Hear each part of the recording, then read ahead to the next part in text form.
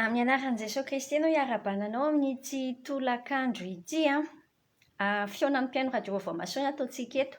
Tsy afaka manao fiaonana mivantana isika aty ny Ankasina noho ny ame anara-pahasalamana samihafa efa mihoatra ny efa ho roanjato lasaka kely izao tsika no mpanatrika an'io fiaonan'ny mpiaino io dia indikan'izay aleo ataontsika miaraka amin'ny Facebook. Sady amin'izay fotoan'izay tsy ny eto Antananarivo ihany ny afaka misitraka an'izany fa afaka miombona ao anatin'izany avokoa isika, na ny amin'ny faritrika no misy atsika, na n'aiza n'aiza misy atsika na lavitra be na akaikikaiky.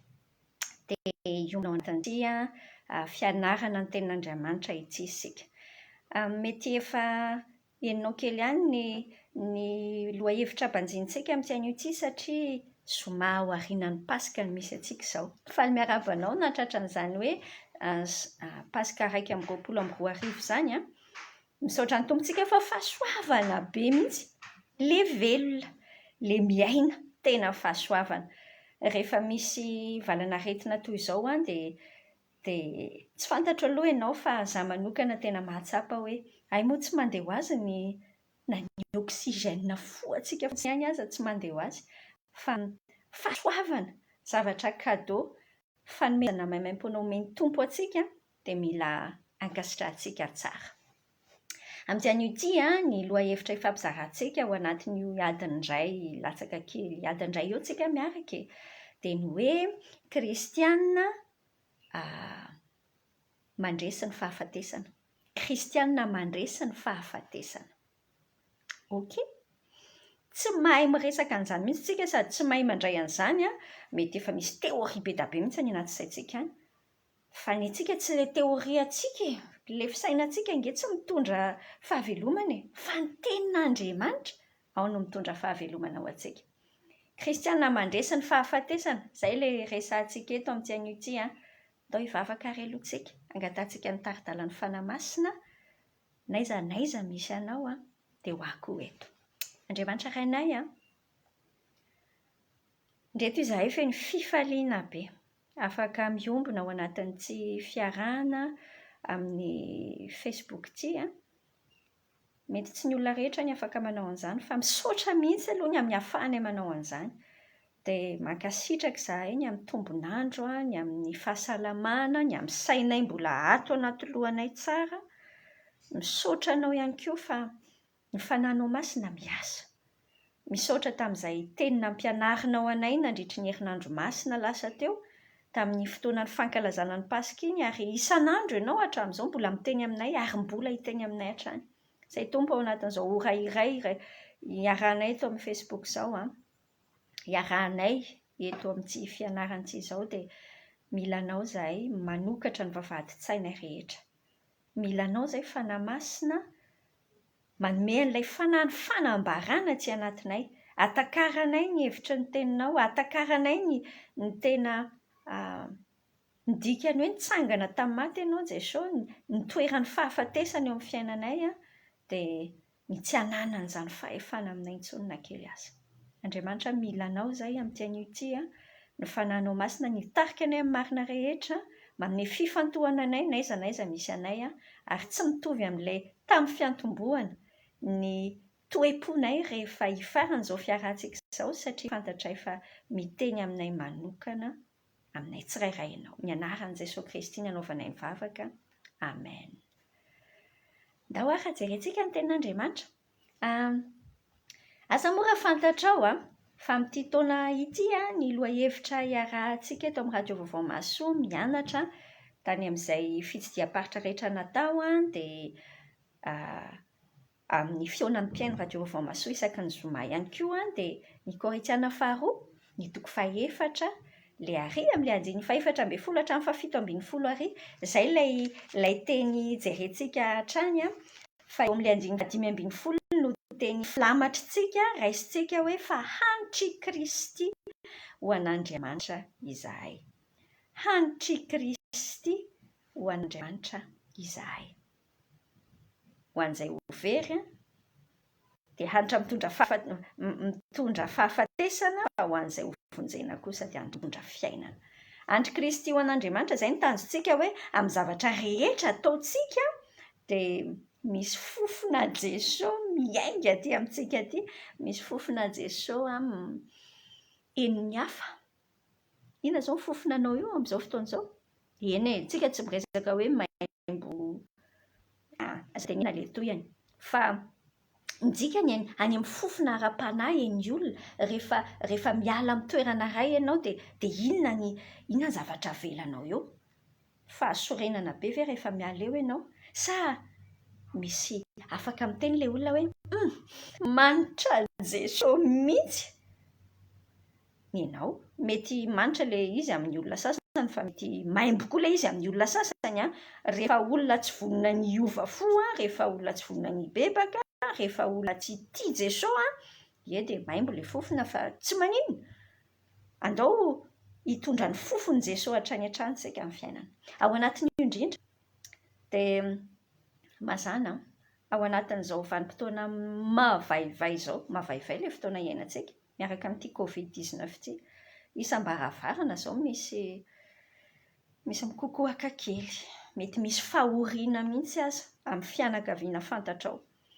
Ao anatin'izany dia mbola miantso antsika sy ianao ihany Jesao, miantso antsika sy ianao mihitsy, tsy hoe ihany fotsiny hoe ndao tsika mbola hitondra ny hanitry Kristy ao anatin'io zavatra sarotra iainantsika io. Ahoana ny ahafahantsika miaina an'izany? Rehefa mandinika an'ity aretina Covid ity na mahadokotera mitsabo ny marary samihafa eo dia mahita an'izay, mahita hoe tsara ny tena fototry ny olana. Virusy ohatran'ny virusy rehetra koa izy aloha, fa izy mahery vaika sy mora mifindra vetivety ohatran'ny virusy na gripa, fa ny tena olana ravako tsy ilay izy mahavoa ny poumon anao na ny avokavokao, tsy ilay izy mahavoa ny voie respiratoire anao ilay ny orona mitenda, tsy izay ihany, tsy izay ny tena olana, fa ny tena olana ilay izy mora mahafaty anie, ilay izy mitondra rivotra-na fahafatesana, hanika rehefa tonga ny fotoanana miara-manonja, rehefa mandeha izay dia eo daholo samy mijery firy hono ny maty, dia mieritreritra ihany hoe sao dia izaho anisan'izany. Hitanao ny resaka fahafatesana mihitsy mahatonga antsika tsy tafatondra an'ilay hanitry Kristy. Lasa misy tahotra aty anatintsika ity, ary ny hery io Covid io lazaiko anao tsy ny Covid ihany fa ny zavatra hafa, fahafatesana. Ataontsika sy ianao hiresaka an'io resaka fahafatesana io androany, tonga dia resahantsika mihitsy, indraindray mo miresaka an'izany satria na miresaka an'ilay izy dia ohatran'ny mihodina ny hodi-doha dia hoe fahafatesana ahoana ny amin'izany? Azafady fa nisy tapaka kely. Fa ao anatin'io izany ny tompontsika, ny antony nahatongavan'i Jesao teto ambonin'ny tany mihitsy hiregle an'io resaka fahafatesana io. Nefa efa tonga ange ny tompo efa tonga mihitsy ny tompo nga tonga fotsiny, efa vita ny tompo ny mission aniraka nampanaovin'Andriamanitra azy. Ny dikany normalement ny fahafatesana tsy manana hery amintsika, fa ahoana raha ny mbola manana? Misaina tsara ange, mipetra tsara eo am-pitoeranao eo dia dinio hoe inona izany izao no tena mahatonga anao mihazakazaka mandeha mividy milatra fanafody ery amin'ny farmasia? Inona izany izao no tena antony mahatonga anao lasa tsy dia nahita dokotera tato ato? Ny vesatry ny fahafatesana ny ao ambany. Miresaka fahafatesana isika mandinika ny taloha, ianao efa taloha ny izany na mandalo fasana aza taloha, tsy azo tondroina amin'ny tanana ohatrao ny fasana, na hoe mba isan'ny teny an'izany taloha ny ray aman-drenareo tenareo an'izany, izany ny fomba, tsy azo tondroina ny fasana fa lasa mondro ny tanana, manahirana be hony, tsy azo dikaina, tsy azo manahirana. Indraindray rehefa misy trano anankiray misy maty ao tena ohatran'ny hoe misy hery tsy hita maso dia tiana hiatakatahana, manahirana foana raha misy hoe efitrano hoe misy maty zao tao amin'ilay trano dia nisy maty nipetraka ohatra tao amin'izany nandraisana an'ilay izy, fa andro maro na volana maro aty aoriana ohatran'ny mampitahotra, mazàna mitondra tahotra. Hitanao hitanao ny fivavahana rehetra eto ambonin'ny tany, ny karazana religion eto ambonin'ny tany dia samy miezaka mamahy olana hapetraky ny fahafatesana daholo.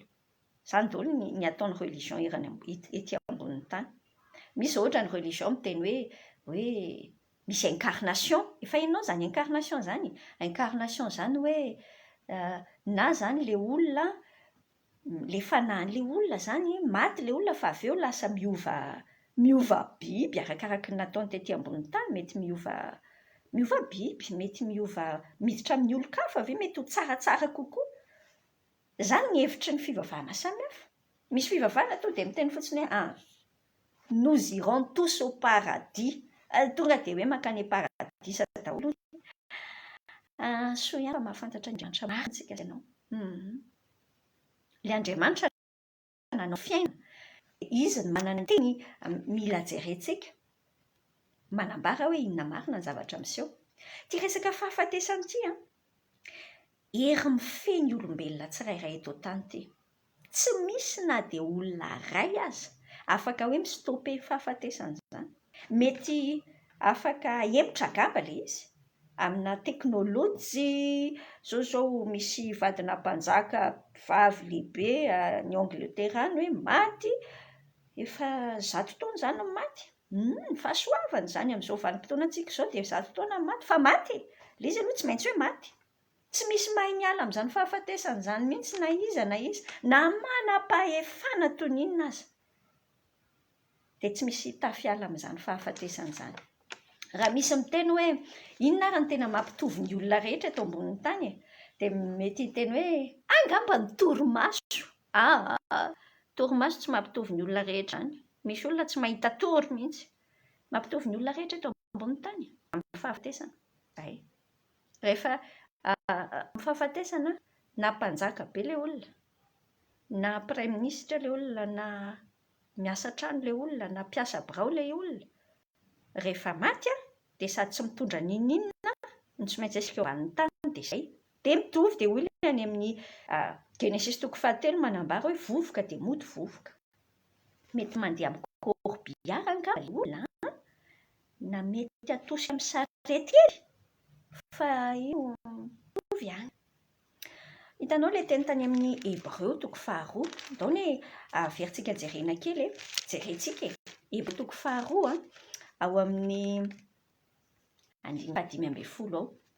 Zao le tenin'Andriamanitra ao. Milaza momba an'i Jesosy izy fa le zavatra tiako tenenina anao aloha dia avy eo hiverenantsika ihany indray rehefa avy eo. Nahatongavan'i Jesosy manafaka ny olona. Manafaka ny olona rehetra izay nandana ny fiainany rehetra tamin'ny fahandevozana no mitahotra ny fahafatesana. Manandevo tia tahotra ny fahafatesana ity. Manandevo. Ao amin'ny tenin'Andriamanitra dia manambara amintsika hoe efa nafahany tombo tamin'io tsika. Izay mihitsy ho ianarantsika amin'ity an'io ity. So lohary, ndao tsika hiaraka handinika hoe fa aiza moa ity fahafatesana ity? Inona ny début, inona ny fiantombohan'ny fahafatesana? Zavatra mila fantatritsika dia izao. Tsy ny devoly nanao ny fahafatesana. Indraindray tsika rehefa mieritreritra fahafatesana dia mieritreritra hoe devoly izao nievin'izany. Jereo tsara fa Andriamanitra no niresaka fahafatesana voalohany any amin'ny bokin'ny Genesis 2. Andriamanitra no namorona ny fahafatesana fa raso aloha. Tamin'Andriamanitra nanao ny fahafatesana dia tsy nisy namboariny, tsy nisy hery ny fahafatesana, tsy maran-kery. Rehefa namboatra ny fiainan'Andriamanitra, ny fiainana ny fanohatra aminy ny fahafatesana, tao anatin'ny fiainany fahafatesana fa izy tsy mipoitra na inona, tsy afaka ho hita, tsy mandaitra, zay zany e. Ndia ataontsika hoe zay, tsy mandaitra. Ohatran'ireny telefonina ireny hitanao ty telefonina anao ty ohatra zao io telefonina io hoe misy bluetooth, fahafandraisana amina telefonina hafa na amina appareil hafa, fa io bluetooth io mila activer, klikena kely le izy, zay vao mandaitra. azonao izany. Fa ohatran'izany koa, tamin'Andriamanitra namorona ny fiainana, dia rehefa namorona ny zavatra rehetra tao amin'ny saedena izao na nomanany any Adama sy Eva hipetrahana, dia nomaniny hoe misy fahafatesana, fa tsy aktive io fahafatesana io. Tsy nanan-kery hamono io fahafatesana io tao amin'ny saedena tao. Genesis 2:7-10 no nitenenan'Andriamanitra hoe rehefa mihinana ilay voankazo voarara, rasoary, ny hazo fahalalana ny tsara sy ny ratsy izy dia aza hinanana. Fa ny andro izay hinananao azy dia anino? Niteneniny tsara ny Adama sy Eva dia ho faty koa nareo. Ho faty tokoa ianao. Raha mipetraka amin'ny plasin'ny Adama sy Eva izao tsika, inona moa izany azon'ny Adama sy Eva ve izany teny hoe ho faty izany? Mety tsy azony mihitsy akory ny dikan'izany satria tsy nisy konsepta, tsy nisy resaka fahafatesana mihitsy ange tamin'ny famoronana voalohany, fa efa tao anatiny tao fotsiny fa tsy aktive. Fa nitenen'Andriamanitra teo tsara, Andriamanitra fitiavana azy dia niteneniny tsara teo hoe ny mampa-aktive an'io fahafatesana io dia raha ohatra nareo ka mihinana an'io voankazo io, tsy ilay question ilay hoe mihinana ve sa tsy mihinana, paoma sa voalomboka, tsy resaka izany, fa resaka hoe raha miditra amin'ny tsy fankatoavana nareo dia aktive io. Ny fotoana izay ninanany i ramatoa Eva n'ilay raharaha, nanomezany any Adama ka nandrapahany an'iny no nanomboka aktive ilay fahafatesana. Ary mila tadidinao tsara fa tsy hoe rehefa aktive ny fahafatesana tonga dia vao nihinana ilay izy i Eva tonga dia oy maty. Tsy ohatr'izay ilay izy. Fantatrao tsara mbola 700 taona ange i Adama, mbola niaina lavitra be mihitsy Adama izay vao maty. Amin'ilay fieritreretantsika senao azy. Fa raha vao tafiditra amin'ny fahotana, rehefa misy ny tsy fankatoavana dia lasa nahazo hery ilay fahafatesana. Nahazo hery ilay fahafatesana. Raha ny sarimeko anao izany dia tahaka an'ireny hoe hitanao tantely. Ianao mahalala tantely? Ny tantely iny misy an'ilay fanindromana iny. Dia ilay fahafatesana izany tahaka ny hoe efa nisy, tahaka an'ilay tantely iny fa tsy nisy an'ilay fanindromana. Fa ilay fanindromana tenenina i Paoly Apôstôly no miteny an'izay ny amin'ny Korintiana 1:5-10 ary amin'ny 5:5-20 ny fanindrona ny fahafatesana dia ny fahotana. Ny fanindrona ny fahafatesana dia io ota io. Ny ota no manome hery ny fahafatesana. Ny dikan'izany dia izao, isika olombelona tamin'ny alalan'ny fahotantsika, représenté tao anatin'ny Adama sy Eva be izany io. Isika olombelona no nanome fiainana ny fahafatesana. Hafahafa moa ilay fiteny azy, tsy hoe manome fiainana inona fa nahatonga ilay fahafatesana lasa mandaitra. Ny lakile handresena ny fahafatesana izany satria io fahafatesana io ny hany mampa-aktifa io fahafatesana io dia ny fahotana. Dia ny lakile handresena an'io, tsy resaka dadarabe ange ravako. Ndreo ianao mieritreritra, tsy dadarabe no handresena io fahafatesana io. Tsy resaka remède sy ny fanafody sy ny izany ny takatry ny saindra olombelona ary tian'ilay fahavalo. Ilay naka n'ilay herin'ny fahafatesana. Hitantsika any amin'ny Hébreux 2:4-4:10 fa nalany Jesosy tamin'ilay manana ny herin'ny fahafatesana ny herin'ilay izy. Tamin'ny alalan'ny fahafatesana, mbola jerentsika ho fary izay. Iza ny manana ny herin'ny fahafatesana? Ilay Hébreux 2:4-5-10 io manambara hoe ny devoly. Ny devoly akory tsy manana ny lakile an'ny fahafatesana. Ianao moa izany. Tsy manao izay tiany ny devoly amin'ilay izy. Fa manana ny herin'ny fahafatesana no ananany.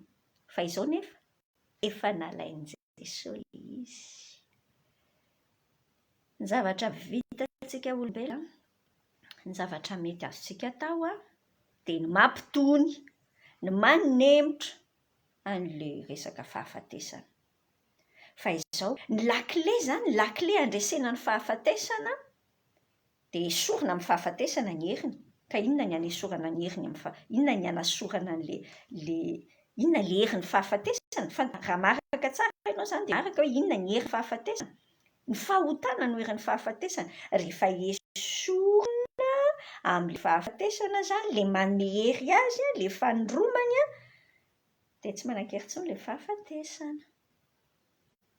Raha tsy misy ota, dia tsy misy hery na inona na inona io fahafatesana io. Fa raha vao mbola misy ota, arakaraka ny fitombon'ny ota dia mitombo ny herin'ny fahafatesana. Mila azontsika tsara izay. Dia ahoana izany? Ny dikany, rehefa tsy manota izany ve dia velona foana? Andraso anie, ny problema dia ity. Mety le zavatra tenentsika raha ohatra ka mety afaka miota amin'izao tsika. Fa lesy nge tsy mety satria nahoana? Satria tsika senao mihitsy. Tsy hoe manota isika fa tsika mpanota. Any amin'ny natiorantsika senao mihitsy. Ny maha izy azy atsika mihitsy, any gène, azonao. Any amin'ny maha izy azy atsika mihitsy no manota, no mpanota, dia lasa manota. Aty amintsika izany tsy misy hery, tsy misy fahefana aty amintsika afaka manafaka antsika amin'io fahotana io. Ny olana dia le natiorantsika mihitsy no manome fahefana lalandava n'ilay fahafatesana hamotika sy hampitahotra antsika amin'ny alalan'ilay fahotantsika. Dia lasa manao cercle vicieux. Hainao izany cercle vicieux izany? Izany atao dia faribolana mihidy, ohatran'ity Covid ity. Rehefa mandinika an'ilay Covid ravako. Raha dinihana amin'ny saina tsotra be dia mieritreritra hoe fa aiza ary ny ivoahana amin'ity raharaha ity? Vaksiny ve ny eritreretinareo hoe ivoahana amin'ity raharaha ity? Lazaiko anao mihitsy aloha fa mety afaka ivoahana temporairement. Io nge tsy mitovy amin'ny rougeole dia tsy mitovy amin'ny variole, tsy mitovy amin'izany. Hitanao ny Covid dia grippe hafa karazana. Izany vaksinina grippe izany tsy maintsy averina isaky ny fotoana satria vetivety kely ny immunité aminazy. Raha efa voan'ny Covid ianao izao dia misaorana Jesosy fa efa vita vaksiny aloha izany ianao izay tsy fantatra fotsiny hoe iray volana sa enim-bolana sa telo taona ny faharetany ao anatinao, arakaraka ny olona. Ny dikan'ity Covid ity ohatran'ny sarotra be mihitsy ilay ialana aminy. Raha dinihana amin'ny saina tsotra, fa izao no lazaiko anao. Fanahinian'Andriamanitra teo an'izany mihitsy mba hahatonga sainantsika fa any amin'ny fiverenana amin'Andriamanitra ange. Any amin'ny fiverenana amin'Andriamanitra fa ny loharaniny io zavatra rehetra io dia aty amin'ny fahotantsika. Ny amin'ny fahotana. Romanina 5:17 dia miteny amintsika hoe fahafatesana ny tambon'ny ota. Io na tiantsika na tsy tiantsika dia ny antony mampisy an'ilay fahafatesana, tsy ilay fahafatesana ilay taux de mortalité ilay teneniko anao, fa ilay tsy fisian'ny fiainana, ilay fisian'ny tebotebo aty anatintsika dia ilay fiainana ohatran'ny vazara fa miaina. On ne vit pas, on survit. Izay izao ny ankabeazan'ny fiainan'ny olona. Manao hoe mbola miaina, tsy tafanao projet, tsy misy zavatra azo atao loatra intsony fa ohatra miezaka ny ho velona. Izany ny dikany hoe survivre, miezaka ny ho velona. Izany ve ny ataontsika eto ambonin'ny tany eto? Mila jerentsika ny fototra raha afaka dia ny fahotana, ny ota. Romanina 5:19 dia miteny amintsika hoe ny fihevitry ny nofo dia fahafatesana. Fihevitry ny nofo dia fahafatesana. Amin'ny Galatiana 5:9 teny amintsika ny tenin'Andriamanitra hoe izay mamafy amin'ny nofo dia mijinja fahasimbana amin'ny nofo. Izany koa ny tenin'Andriamanitra. Inona izany ny tena zava-mitranga? Any amin'ny tontolon'ny fanahy tsisy mahita any, kanefa any ny tena migere, vokatry ny zavatra any amin'ny tontolon'ny fanahy tsisy mahita ange, zavatra hitantsika iainantsika. Dia izao, any amin'ny tontolon'ny fanahy any ny devoly manararaotra be. Inona ny ataon'ny devoly? ny devoly ilay manana an'le herin'ny fahafatesana na ny ataony. Izay ny dikany hoe manana herin'ny fahafatesana izy. Mitarika ianao, mitarika ahy, hanota. Satria fantany fa rehefa miditra ao anaty fahotana dia mitondra anahy any amin'ny fahafatesana izay. Mikitikitika ny nofoko, tiana taloha atao anatiko ato, mikitikitika an'izay ny ataon'ny devoly mba handehanako amin'ny nofo satria ilay tenin'Andriamanitra efa fantany tsara. Dia manambara hoe raha vao mandeha amin'ny fiheveran'ny nofo io tiany io dia mitondra fahafatesana amin'ny fiainany.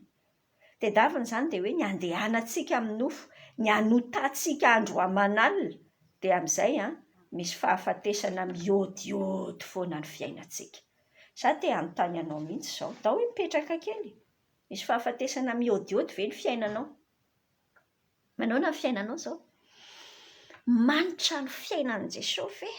Ka mampiteny an'le hoe le tenenin'i Jesosy any amin'ilay Jaona 10 hoe za avy mba hanana ny fiainana sady hanana ny be dia be. Afaka miteny ve ianao hoe manana fiainana be dia be ao amin'i Jesosy izao? Sa misy endrim-pahafatesana hoe iainanao na atahoranao ankehitriny? Inavy ny endrim-pahafatesana iainanao na atahoranao ankehitriny? Inavy? Aza mijerijery olona, ianao jerena. Za koa jerena. Misy faharan-dratsy ve? Mahatady amin'ny Paoly tsika. Paoly eo amin'ny Romanina 7, noho ny jerentsika vetivety fa manampy be mihitsy. Paoly na efa tafaray tamin'i Jesosy Kristy ary izy dia mbola niteny Romanina 7. Tsy hoe rehefa nandray an'i Jesosy ny olona anankiray, rehefa kristiana ny olona anankiray dia lasa masina tanteraka dia mebe foana ny fiainany. Tsy kese ianao miaina an'ilay fiainana fa tsy ohatr'izany ilay izy, tsy ohatr'izany. Fa hitantsika iainantsika mihitsy ilay ambarany amin'ny Paoly, ambaran'i Paoly, Tasaloha avadika amin'ny Baiboly dia vakiana. Manomboka eo amin'ny 4:12 ny vakiantsika kely. Fa fantatsika fa araka ny fanahy ny lalàna. Fa za kosa nofo namidy ho andevon'ny ota. Paoly no miteny. Fa izay ataoko Paoly tsy fantatra hoe fa izay tsy izay sitrako ny ataoko fa izay halako no ataoko. Fa raha manao ny tsy sitrako dia manaiky fa tsara ny lalàna. Ary amin'izany tsy za intsony no manao izany fa ny ota izay mitoetra ato anatiko. Ianao tsara tadidinao hoe iza ny manome ny heriny an'ny fahafatesana? Ny ota. Ao-tsaina tsara izany, hatrany izay rehefa mamaky eto tsika. Fa fantatro hoe Paoly fa tsy misy zavatra tsara mitoetra ato amiko, dia ato amin'ny nofoko. Avahana tsara izany, tsika senao io misy olona roa ato anatintsika, itiana nofo dia itiana fanahy. Ato amin'ilay tiana nofo tsy misy ninina tsara mihitsy aho, tsy misy ninina tsara mitoetra ato amin'ny nofoko, fa ato anatiko ihany ny fikasana, saingy ny hatanteraka ny tsara no tsy ato e. Fa tsy ny tsara izay sitrako no ataoko fa ny ratsy izay tsy sitrako no ataoko. Fa raha ny tsy sitrako no ataoko dia tsy za intsony no manao izany fa ny ota izay mitoetra ato amiko. Koa hitako izao lalàna izao. Raha tahanao ny marina dia ato amiko ihany ny ratsy. Mila azonao tsara fa ao anatin'ny nofonao io ny nofonao dia mbola cimetière fasan'ny fahotana. Ka aza gagagaga mihitsy ianao raha hoe efa manana an' Jesosy dia mbola mitafitohana ny tongotrao dia mbola mahatonina zavatra any WC ihany ianao. Raha ohatra ka nofo no avelanao mandeha, azonao an-tsaina ve izany teneniko anao izany? Ao anatin'ny nofonao io mantsy dia ny zavatra ao rehefa kitikitihana hivoaka dia fahotanany ao. Ianao indraindray mieritreritra hoe ka ianao raha tamin'ny tsy nandray an'i Jesosy rehefa nahay nivavaka, mahay mivavaka ny nofo fa tsy ankasitrahan'Andriamanitra n'inona. Tsy mahay manao ny sitrapon'Andriamanitra na inona ny nofo. Fahotana ihany ao, cimetière fasan'ny fahotanany ao. Ianonao toy ny tenin'ny ga Paoly. Fa mankasitraka ny lalàn'Andriamanitra araka mitoetra anaty. Aty amin'ny mahafanana azy mankasitraka ny lalàn'Andriamanitra. Nefa mahita lalàna hafa amin'ny momba ny tena, amin'ny momba ny tenako miady amin'ny lalan'ny saiko ka mamabo ho an'ny lalan'ny ota izay ao amin'ny momba ny tenako. Mampivadika toy fa raso fatenentsika mitsotra. 420 izao ilay andininy a, vao mianjiny fa 420 indrisy olo-mahantra. Iza no anafaka amin'ity tenan'ity fahafatesany ity. Hitanao, tena ny fahafatesany tsika le nofontsika, tena ny fahafatesany. Dia mipoitra ny fahazaran-dratsy. Mety izany ve le endrim-pahafatesany eo amin'ny fiainanao? Mbola be kizitina be ianao fahazaran-dratsy izany fa tsy hoe izay mihitsy izay. Aza milomano amin'izany. Afaka amin'izany ianao androany. Izay no tanjontsika ao anatin'ity satria hoe kristianina mandresy fahafatesana. Mety endrim-pahafatesana eo amin'ny fiainanao izany. Mety fahazaratsy fotsiny fa fahotana mihitsy. Mety fitsangatsangana, fidorohana. Izany ange ilay teny any amin'ny Korinthiana 4:9 manambara tsara izao ny resaka fitsangatsangana. Miteny izy hoe mandrotsika ny fitsangatsangana fa io manota amin'ny tena tsika amin'izany. Sy dia ilay teny any amin'ny Korinthiana 4:7 ary mianjiny 9:12 sy 7:10 ary. Tandremo tsara fa tempolon'Andriamanitra ange ny tenanareo e. Lesa ange misy fotoana haitsika e. Fa mety tsy mety ihany fa tsy maintsy mba mifoka sigara kely. Tsy mety. Tsy maintsy mbola manao paraky kely. Oh là là. Te hanafaka anao amin'izany tompo fa endrim-pahafatesana izany. Ny fahavalo faly be ny fahavalo rehefa tonga tonga amina toeran'ny fahafatesantsika. Toeran'ny fahafatesana izany le tonga miteboka hoe ohatran'ny Paoly izany miteny hoe indrisy. Iza ny hamonjy amin'ity izaty. Mety efa nisy fotoana ianao tena te ho afaka. Fa ohatra tsy mety afaka ihany. Za te hiteny vaovao mahafaly aminao androany a. Tena manafaka. Ary aza vela mandeha fotsiny izany fankalazana ny Pasika izany fa dia hoe tapitra indray ny Pâques 2021 e. Aza vela. Alaitsika izay zavatra nafoizana, namoy ainy teo ange ny tompo e. Alaitsika. Amin'ny fotoana hitanenantsika iny hoe olo-mahantra. Tsisy hevitra intsony. Amin'ilay fotoana hitanenantsika izay ny endrika fahafatesana izay. Tahaka ny hoe tapina ny lalana, tapina ny lalakaleha. Amin'izay mihitsy. Ny devoly mieritreritra hoe resy a. Fantatrao moa fa eo mihitsy.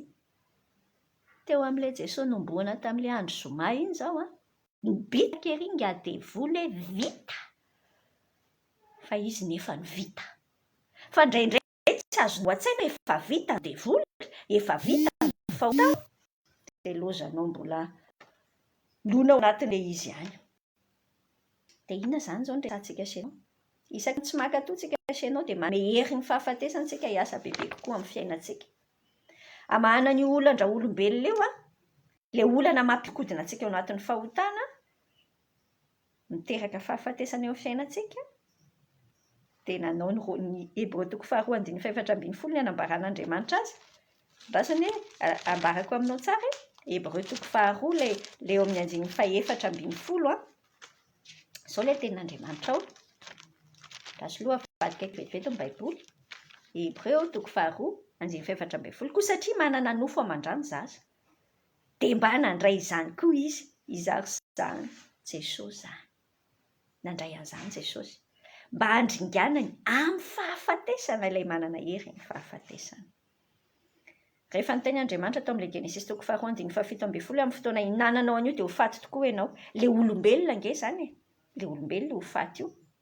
Ny dikany tsy maintsy manaja ny tenin'ny Andriamanitra. Andriamanitra indray dia manaja ny teniny dia manamarina ny teniny amin'ny fotoana rehetrarehetra. Ny dikany mba ahafahan'Andriamanitra mamonjy an'ilay olona tsy tafavonjy tena satria ilay natiorany mihitsy ilay maha izy azy mihitsy lasa mpanota dia tsy mahay afa-tsy manota, izany ny nofinao tsy mahay afa-tsy manota. Dia iny anatin'Andriamanitra. Tiany loatra tsika sy ianao. Fantatrao moa izany tena tian'Andriamanitra trop be. Tena tiany loatra. Hanika tsy nanaiky ny hamono anao izy. Rehefa niteny izy hoe ho faty tokoa nareo, ho faty tokoa ny olona izay manota, dia any amin'Andriamanitra tsy tiako ho faty ianao. Tsy tiany ho faty aho. Dia aleo izy mihitsy no nandeha naka an'izay punition izay, naka an'izay sazy le tambon'le fahotana. Tsy anjeliny ny raha nanao an'le mission tsy resaka tsy fantampantatra fa tsy maintsy maka ny tenana olona izy, satria olona ihany no afaka andairany fahafatesana. Dia izay no nahatonga azy naka ny tenan'ny olona tao anatin'i Jesosy Kristy dia nidina tetỳ ambonin'ny tany Jesosy. Jesosy nefa rehefa tonga tetỳ zerota ny tompontsika, tsy nanota na inona na inona. Nandikany rehefa tsy manota izy dia ahoana? Tsy manan-kery amin'ny fahafatesana. Mila azonao tsara rehefa tao anatin'iny lalany hazo fijaliana ny jerentsika nandritry ny herinandro masina iny, tsy hoe ange akory hoe martiory Jesosy. Jesosy tsy maty martiory izany. Jesosy tsy hoe natolotra teo an-tanan'ny Sinedriona, dia natolotra teo an-tanan'ny Pilaty, dia eo an-tanan'ny Herôda, dia eo an-tanana. Izay ilay fomba hitenenana azy amin'ny maso anankiray.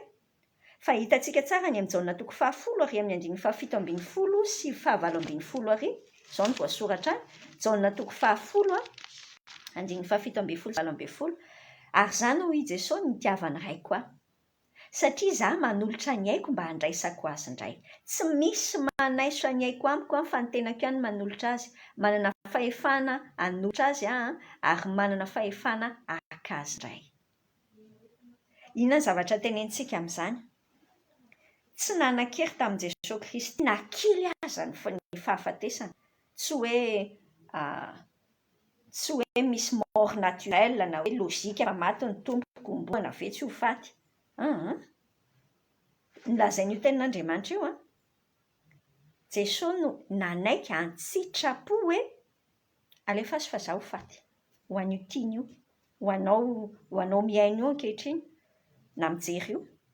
Nanaiky io Jesosy io ho faty tamin'ny fotoana dingana rehetrarehetra ny hazo fijaliana io. Afaka ny tenin'ny tompo hoe stopena ray tsy vita, afaka nanao an'izany izy.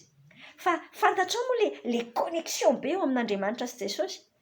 Tian'Andriamanitra be io Jesosy io ny antony itiavan'Andriamanitra be an'i Jesosy dia satria Jesosy tia be antsika. Mahafinaritra be anahy mieritreritra an'izany. Tia be anahy Jesosy dia tian'Andriamanitra be koa io Jesosy io aloha. Tian'Andriamanitra be Jesosy fa isan'ny tena itiavan'Andriamanitra be an'i Jesosy satria important amin'i Jesosy ianao. Tsy important fotsiny maivana izany teny hoe zava-dehibe amin'ny Jesosy ianao, maivana izany ny teny izany, fa tena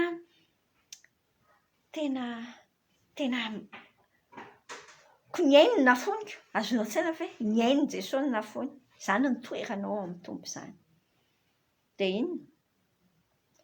I Jesosy ilay tsy nanota no araka ny tenin'Andriamanitra nanaiko tonga ota. Tsy maintsy manao fanahiniana, manao zavatra mantsy izy mba hahatonga ny fahafatesana afaka mamono azy. Azonao moa izany? Satria izy tsy manana fahotana dia ahoana izany? Manao fanahiniana izy, nanaiky izy nalainy ny fahotantsika sy ianao, ny fahotan'ny olona, dia netiny le izy. Tsy ny fahotana sasany ihany, tsy ny fahotana hatramin'ny Abrahama midina makany, tsy ny fahotana sasany fanekenao teo anatrehan'ny tompo ihany, fa mety izay mbola tsy fantatro akory aza. Nanaiky ny tompo. Netiny daholo izany fahotana rehetrarehetra izany. Korintiana 2:5 andiny faha 1:20. Korintiana 2 fa tsy 5 azafady. Korintiana 2:5 andiny faha 1:20. Izao ny tenin'i Jesosy, tenin'ny Paoly apôstôly nampitenen'Andriamanitra hoe izay tsy nahalala ota dia efa nataony ota hamonjy antsika mba ho tonga fahamarinan'Andriamanitra ao amin'ny kosa isika. Ny dikan'izany tsy mahalala ota Jesosy fa lasa vonganota be ny tompo. Ka rehefa misy inao isika sy ianao manome hery ny fahafatesana, ny fahotana.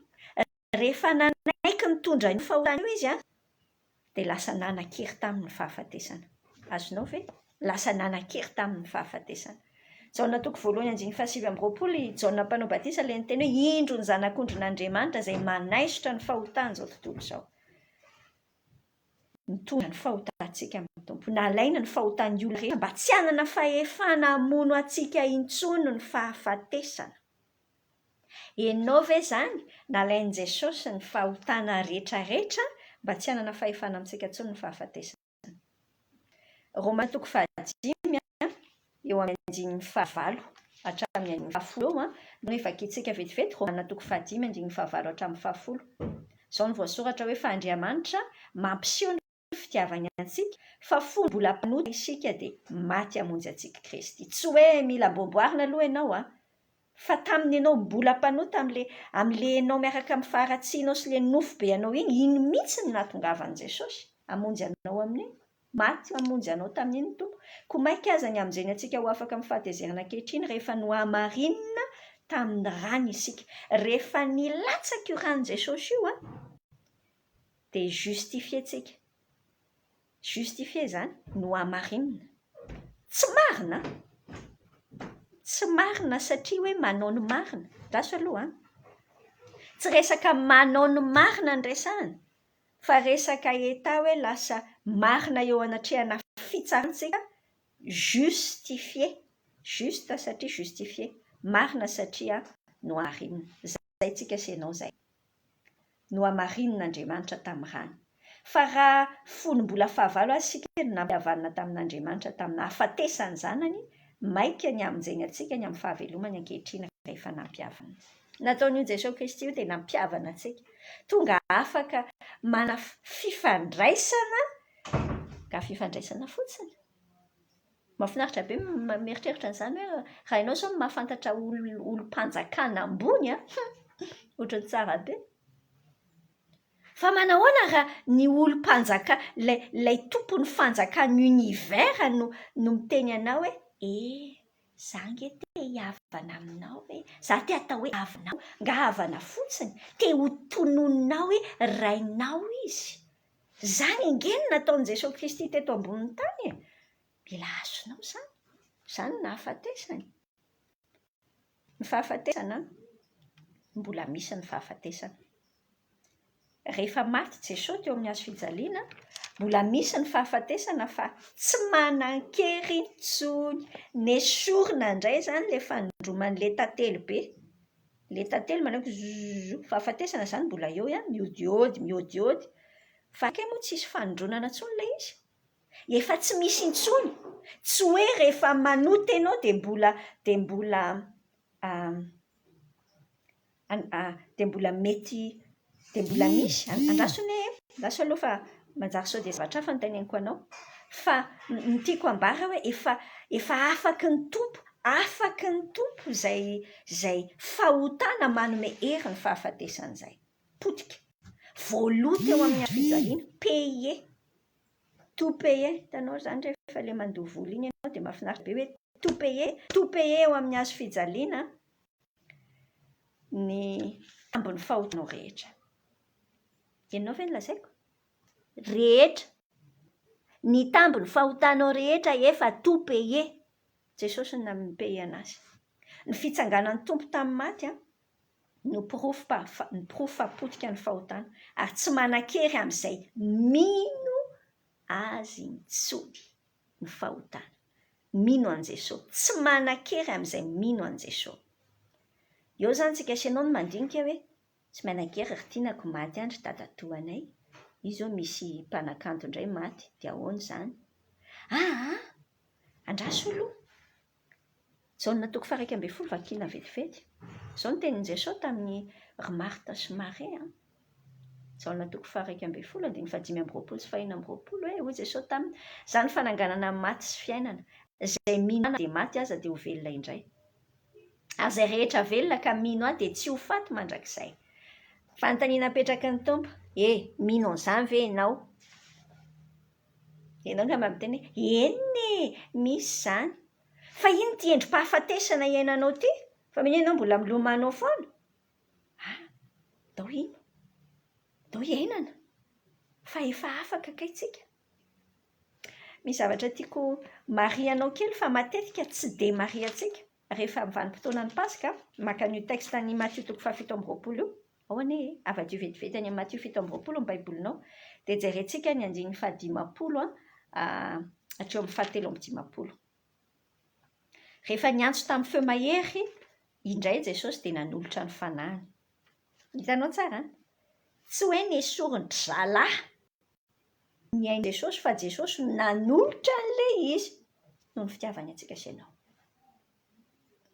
Ary indro rehefa nikika ohatr'izay ny tompo dia nifitra lamba tao amin'ny tempoly dia tritra ny zara roa hatrany ambony ka hatrany ambany. Mirakla be zany fa zany rideau be zany olona be da be miara-mibata an'izany isaky ny hoe mila sokafana makao amin'ny efitra masina indrindra le mpisorona be isan-taona. Azonao tsy hoe rideau kely hoe mba simba le lamba, rideau be matevimbelona. Fa rehefa maty Jesosy dia nitritra iny anambarana hoe malalaka zao ny lalana miditra manoloana ny seza fiandrianan'ny fahasoavana. Hébreux 4:4 ary amin'ny 5:40 zany. Dia ahoana? Tritra ny zara roa hatrany ambony ka hatrany ambany le rideau be, dia niororo ny tany ka nitresaka ny vatolampy. Indraindray ianao rehefa mamaky an'izany dia ohatrany hoe dessin animé koa zany, inona koa zao zany? Non, tsy dessin animé zany, zany no nipoitra. Fa ny 250 azafady ny vakiana tsara sy ny 350 koa. Ary nisokatra ny fasana, ka maro ny fatin'ny olona masina izay efa nodimandry no natsangana.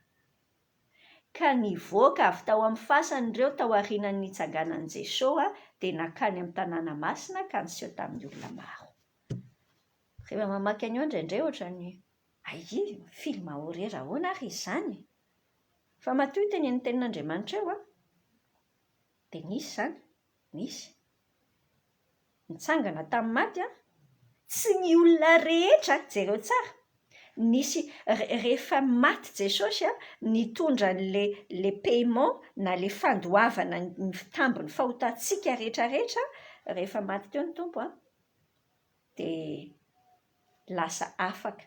Iny tena mampiseho be mihitsy hoe afaka ny hery ny fahafatesana. Tsy manana hery amin'ny mpino intsony ny fahafatesana. Tsy manana hery amin'ny mpino intsony. Izao ny zavatra tiako hitenenanao aty amin'ny fiafaran'izao fiarahantsika izao, fa mamaraparantsika. Resaka finoana ity resantsika ity. Izany zavatra rehetra izany tsy hitan'ny masontsika. Tenin'Andriamanitra amintsika hoe izay no izy. Efa nentin'i Jesosy ny fahotana, izay ny antonan'i Jesosy na hafatesany teo ambony hazo fijaliana. Nitsangana tamin'ny maty izy ho pirofo fa efa vita ny resaka. Momba ny fahotana, momba ny fahafatesana. Teneniny amin'ny Hosea 3:4 aiza ny herinao fahafatesana miverina any Korinthina voalohany 5:12 iny, 5:50. Tsy manan-kery nge.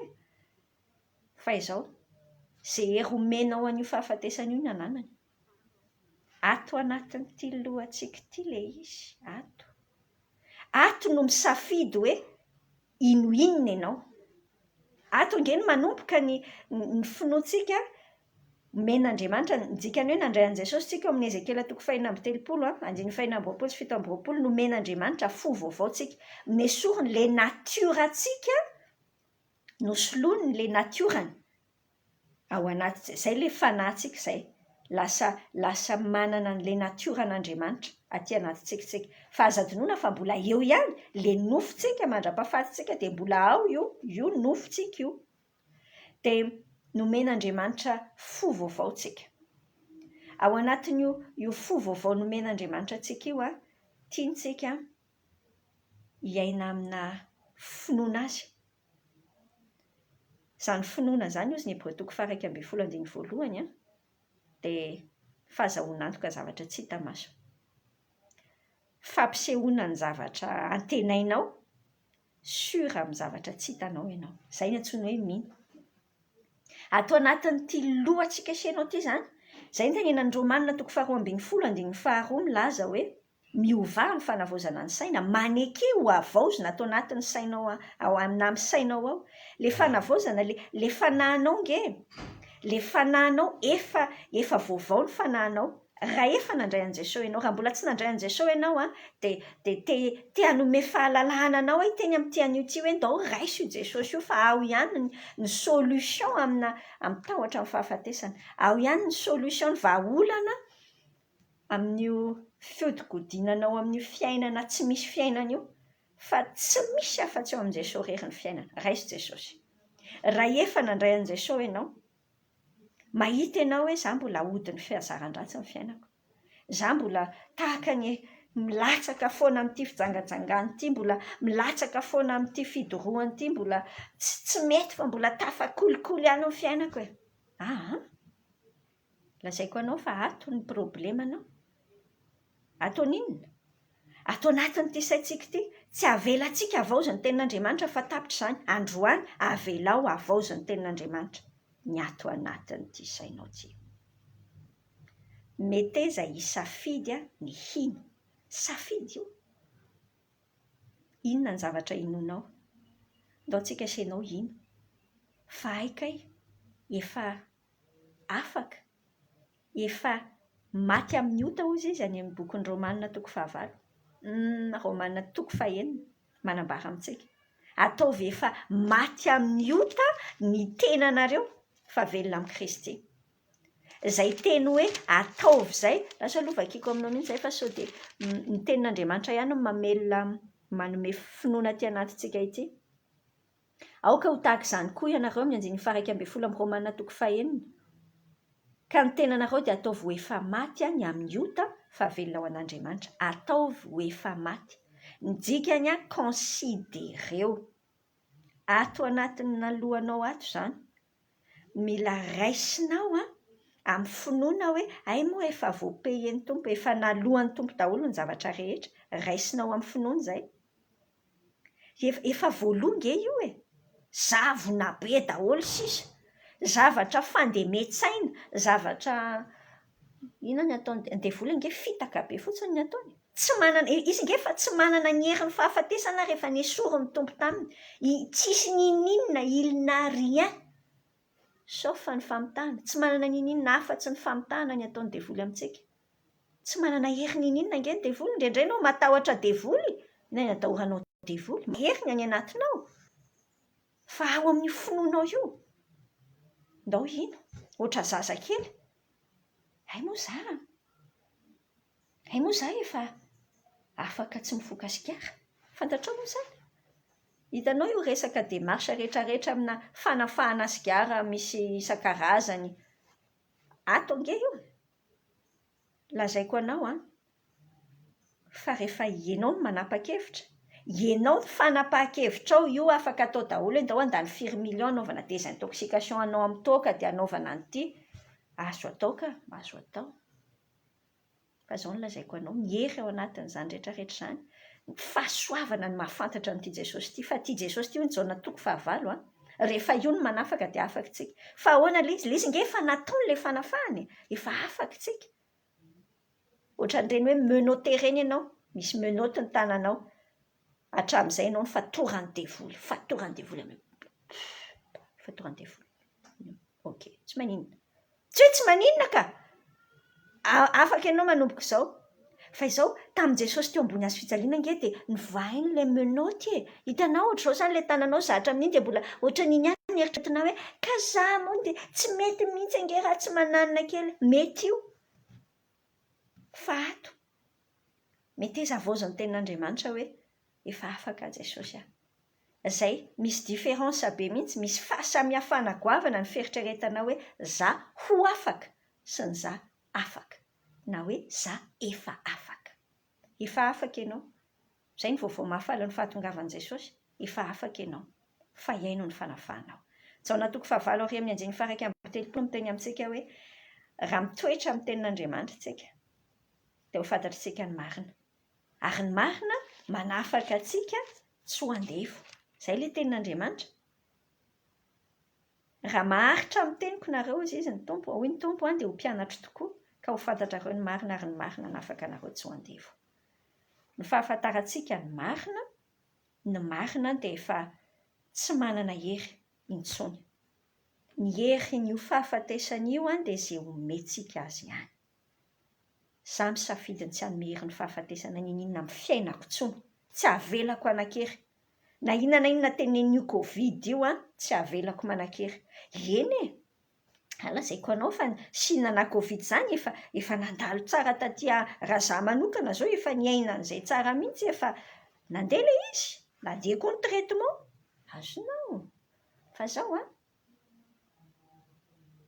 afaka mamelo ny poumon-ko ny Covid.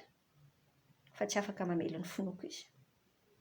Afaka mamely anao amin'izany ny tsy fisim-bola ohatra. Fa tsy afaka mamely ny finoanao izy. Anjaranao no misafidy. Manasa anao aho hiara hivavaka tsika eto am-pamaranana an'izao fiarahana izao. Ndao hivavaka. Tsy fantatro izay zavatra mbola mahatery anao. Tsy fantatro izay mbola endrim-pahafatesana amin'ny fiainanao. Fa io tompontsika io te hitondra antsika amin'ny fanafahana. Ary aza avela mandalo fotsiny ilay Pâques 2021. Fa raiso ny fanafahana tompo. Raiso. Inona ny endrim-pahafatesana ao amin'ny ankonanao ao? Ndao tononontsika amin'ny tompo. Fa tsy manan-kery aminao intsony ange. Efa resy ny manana ny hery ny fahafatesana ny devoly. Efa resy ny fanondrona ny fahafatesana ny fahotana. Efa tout est payé. Ny dikan'izany tsy hoe ndao hanota. Tsy izany mihitsy. Ataoko ahoana ny hanota nefa ny prix nipayé-ny tompo tamin'io raha henjana be? Non. Genesis 7:30 mamaly an'izany hoe ataoko ahoana ny fanao an'izany zavatra ny fahotana be izany amin'Andriamanitra hoe? Rehefa fantatrao ny dozin'ny fitiavan'ny tompo aminao. Dia tsy te hanota akory ianao. Tsy te hanota. Ndao hitombo amin'ilay fanahintsika aty anatintsika. Vavakantsika. Andriamanitra rainay amin'ny anaran'i Jesosy nisaoranay anao. Nampianatra anay tamin'ity an'io fa mandresa ny fahafatesana kay. Izahay kristianina rehefa mino anao tsy manan-kiry aminay kay ny fahafatesana. Tena mifona aminao izay Jesosy, mifona aminao. Fa izahay no manome fahefana an'io fahafatesana io mbola handaitra aty aminay aty. Mifona aminao izahay fa izahay mbola miodikodina ao anatin'ny tsy fankatoavanay. Manaiky ho ampiasain'ny fahavalo devoly ao anatin'ny tsy fankatoavana dia izany mitondra fahafatesana amin'ny fiainanay. Jesosy misaotra nanafaka anay ary raisinay izay fanafahanao izay. Raisinay ilay famelanao ny helokay dia izay te hanomboka fiainana vaovao. Afaka amin'ny herin'ny fahafatesana amin'ny endriny rehetrarehetra. Amin'ny anaran'i Jesosy ny hanapahana ny herin'ny fahafatesana ao anatin'ny fiainan'ny olona mijery, io olona miaina io ankehitriny. Tapaka ao ny herin'ny fahafatesana anatin'ny fahazaran-dratsany, anatin'ny fahotana samihafa any. Tapahanay amin'ny anaran'i Jesosy izany. Misaotra Tompo fa misy fiainana ao aminao. Ary fiainana tena be dia be, fa tsy potipotim-piainana. Tsy fiainana miezaka miaina, fa fiainana be dia be. Terainay ianao. Miasa amin'ny fiainanay tsirairay avy. Voninahitra ho anao Andriamanitra rainay. Faly be izahay te hisaotra anao ny amin'izany fanavotanao izany. Jereo ny mpiaino radio vaovao masoa rehetra. Jereo tsy fantatro daholo ireo olona rehetra mijery na hiaino an'ity koa ao aoriana. Fa ianao mahafantatra. Mahafantatra ny faniriana lalina ny anatiny. Mahafantatra ny ilainy, mahafantatra ny fiainany ankonany. Vangio e Jesosy.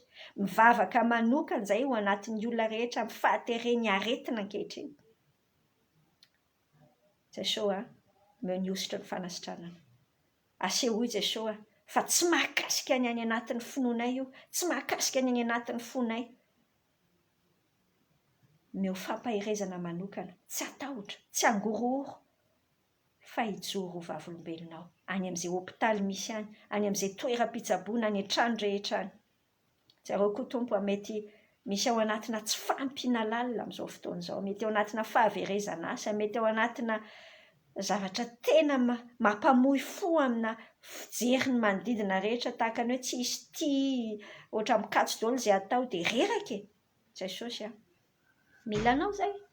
Milanao izay manampy anay. Tsy manampy fotsiny Jesosy fa tena manome ilay vokatry ny fanahy hiatrehana an'izany rehetrarehetra izany. Ahatonga anay manoatra noho ny mpandresy. Dia manome ny sahazany tsirairay avy ianao izany Jesosy. Mahatoky anao izahay. Mankasitraka indrindra noho ny amenarani Jesosy mivavaka ary ny fiadananao ilay mihoatra ny fahalalana rehetra miaro ny fosiny sain'ny tsirairay avy. Amen. Ok, hatreto ny fiarahantsika tamin'ity direkta ity. Raha sitrapon'ny tompo na eny akasina miverina ary tsika amin'ny eny akasina dia raha sitrapon'ny tompo dia alefantsika FB direct hatrany ny eto amin'ny pejiny radio vaovao mahasoa direct ny fampianarantsika rehefa zoma tolakandro tahaka izao.